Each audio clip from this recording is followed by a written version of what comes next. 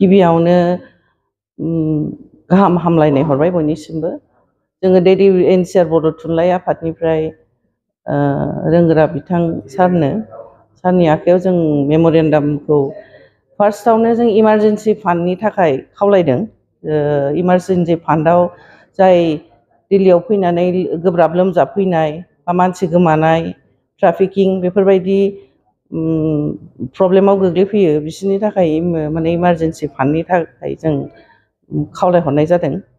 आरो नैथियाव जादों जोंहा दिल्लीयाव कालचारेल मोनसे कमिउनिटि हल नांगौ जादों आरो जोंनि बर'फोरनि आर्ट एन्ड कालचार देखायनो, जोंनि संस्कृतिफोरखौ देखायनो थाखाय बा गुबुन गुबुन आरो दस्रा प्रग्रामफोरनि थाखाय जोंहा दस्रानिफ्राय बिदिनो भारा लानानै खालामनांगौ जायो। बेनि थाखायनो जों बेखौबो खावलायनाय जादों आरो बिटिसि गभर्नमेन्टनिफ्राय, बिटिआर गभर्नमेन्टनिफ्राय।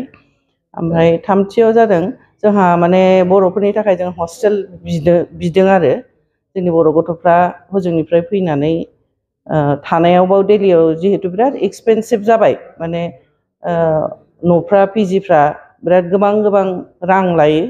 बिनि थाखाय जाय गथ'फोरनि बेकग्राउन्डफ्रा एसे न'आव इक'नमिकेलि एसे जायफोरहा एसे हास्लाबा बिसोरबायदि गथ'फ्रा बा दस्रा गुबुन गथ'फ्राबो बयबो जाय UPSC कचिं होनाय बा दस्रा दिल्ली इउनिभारसिटि बा जवाहरलाल नेहरू एनि कलेज बेयाव फरायफैनाय गथ'फ्रा जाहाथे थानो हायो जोंनि बर' गथ'फ्रा, बिनि थाखाय जों मोनसे मेम'रेन्डाम होनाय जादों।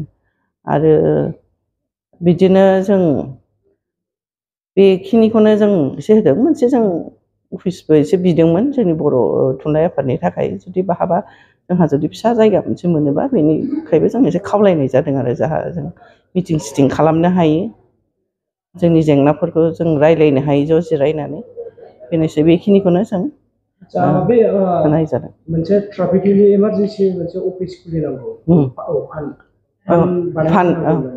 बे फान्डनि गेजेरजों जेन'बा गुबुन गुबुन जेंसिफोरखौ जेन'बा बे फान्ड खुलियोब्ला सलुसन जेन'बा माबा खालामनो हागोन होननानै। माने इमारजेन्सियाव एखमबा मा जायो, फान्ड गैयियाव थाब न'आव थिनहरफिननांगौ, बा इमारजेन्सि बा अपारेसनानो जा बा मेडिकेसनानो जा, माने फान्ड गैयाबा जोंहा एसे उसुबिदा जायो। खारन हस्पिटालफ्रावथ' फान्ड होग्रोनानैसो एडमिसन होनाय जायो। बेनिखायनो जोंहा फान्ड जुदि बेबायदि थायोबा सुबिदा जागोन आरो जों हेल्प खालामनो थाखाय।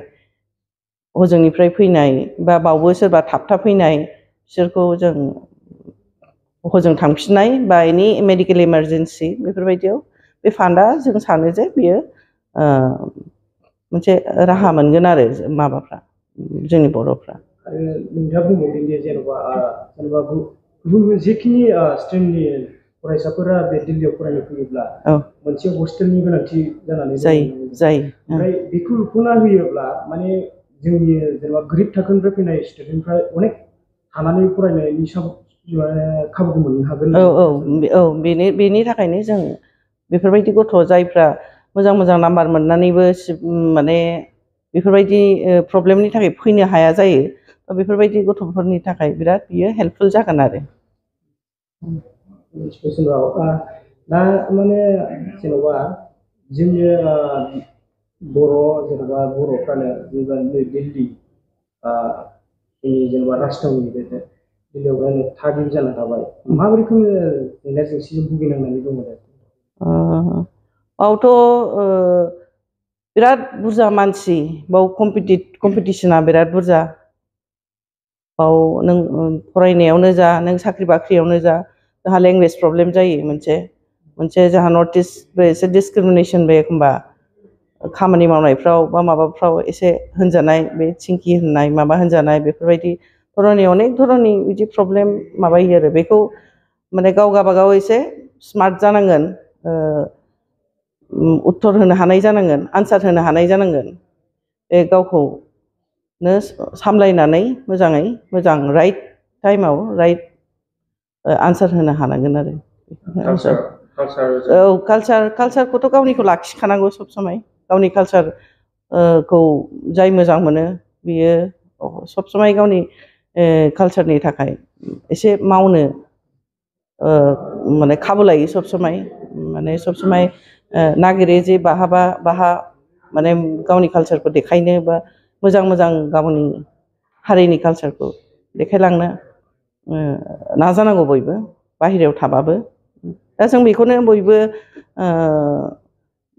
गोजानाव थाबाबो जाहाथे जोंनि गथ'फ्रा बावा हारिखौ जोंनि कालचारखौ जोंनि हारिमुखौ बेनि थाखायनो जों एसे एसे बयबो गावनि जाय जेसे हायो बिदि जोङो सेस्था खालामो आरो दोननो जेनेबा बैसागु फाथिनाय ओमफ्राय दमासि फाथिनाय ओमफ्राय जेनेबा गोखा गोखै जानाय बेफोरबायदिखौ जों दोनदों आरो ओमफ्राय जों बाथौ फुजिनायबो दं जों ओंखाम गोरलै जानाय माबा माबि बेफोरबायदि बर'फोरनि जा एसे जथ' माने हजों खालामो जोंबाबो बिदिनो माबानो खुंनो सेस्था खालामो आरो जोंनि कालचारखौ लाखिनो बावाखै जानाय बेबायदि प्रग्राम गिदिर खालामोबा बबे जायगायाव थांनानै औ बेयाव जोङो बिदिनो हलफोर भारा लानांगौ जायो आरो बेनिखायनो जों बे कालचारेल माने कमिउनिटि हलखौ बिनाय जादों आरो दा जेनेबा जोंनि आथिखालनि बिटिआर दा सरकार सोलिगासिनो दङ बिथांमोननिफ्राय मा जेनेबा मा लुबैयो बेनो जोङो बे जा सरकारा दं दा